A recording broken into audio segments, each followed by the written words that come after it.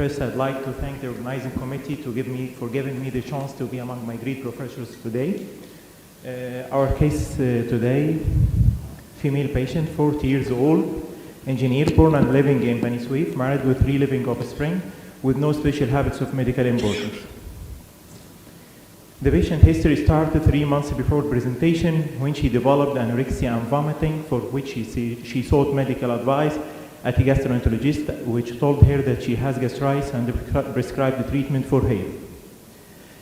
The patient's symptoms persisted despite treatment, and the patient started to develop dyspnea of moderate exertion, headache, dizziness, and lower limb edema, and sought medical advice again. Investigations were requested and revealed moderate normostatic normochromic anemia, hemoglobin 10.1, and low normal total leukocytic count and platelet count. Serum creatinine was 4.1 and rising, but this was upon the patient words. Albumin creatinine ratio in urine was 1,800. ANA was borderline. The patient sought medical advice at a nephrologist at another city, who ordered the renal biopsy. Renal biopsy was taken at that time and diagnosed as class 2 lupus nephritis, upon which the nephrologist prescribed steroids and Cellcept for the patient. The patient didn't improve over the following 3 months, and serum creatinine became 6 and proteinuria became nephrotic range, and the nephrologist decided she is chronic and wanted to take another renal biopsy to prove chronicity. The patient returned to Bani Suif, and I saw the patient at that stage, and I have observed clinical pathological discordance, because the pathological diagnosis as class 2 lupus nephritis alone is not in agreement with the high and rising serum creatinine. And consequently, I have ordered the full immunological panel and the new renal biopsy, and I sent the first one to be revised with that. The immunological panel was the negative in anti-double-stranded DNA, ANCA, CMP were negative, and C3, T4 were within normal levels. And this is the second. Okay, this was her second biopsy, and I think this was clear enough. This is a classic light chain cast fractured with a surrounded cellular reaction. But she also had a very interesting tubular basement membrane thickening and these a bit funny looking arteries.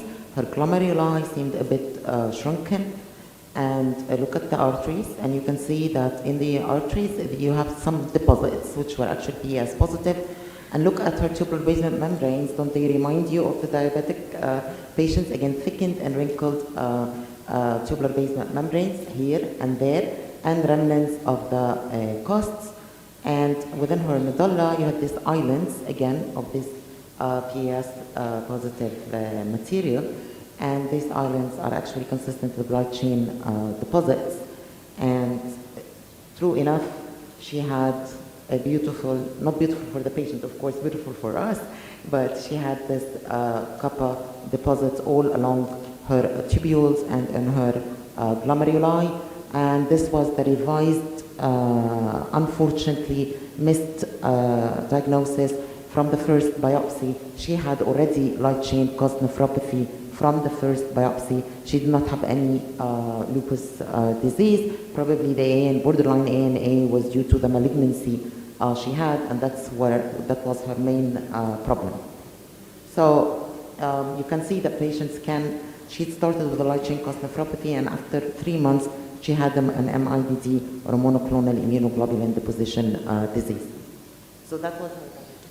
So the second biopsy 3 months later showed monoclonal immunoglobulin deposition disease kappa type with residual light chain cast nephropathy, moderate interstitial fibrosis and tubular atrophy, and there was no evidence of any immune complex mediated glomerulonephritis. I have asked for bone marrow examination, which was done, and was positive for 40% plasma cells. Our case was an established case of multiple myeloma. But unfortunately, the patient kidneys could be saved if the patient was properly diagnosed at the time of the initial presentation. Our patient was unfortunately missed. Why missed? Was it due to the young age of the patient? But in many cases, serious, as we say, that myeloma can occur at middle age or even young age. Was it due to borderline ANA? But this can be explained by that the patient was malignant. Was it due to absence of features suggestive of myeloma like hypercalcemia and bony pains? But we know well that the full-blown picture of myeloma like these symptoms or manifestations can occur in only 30% of patients and not all patients. Was it due to the pathological diagnosis of class 2 lupus nephritis? But I think the discordance between the clinical and pathological findings can raise the suspicion of another renal pathology. And our take-home message today was number one, if there is clinical pathological discordance, like our case, we should go for further investigation and we should consider rebiopsy. And because of immunoglobulins are capable of inducing many disease processes, it is not surprising that features of other paraprotein-associated disease can coexist in the same renal biopsy, and MIDD can occur with LA amyloidosis or myeloma cast nephropathy. And thank you.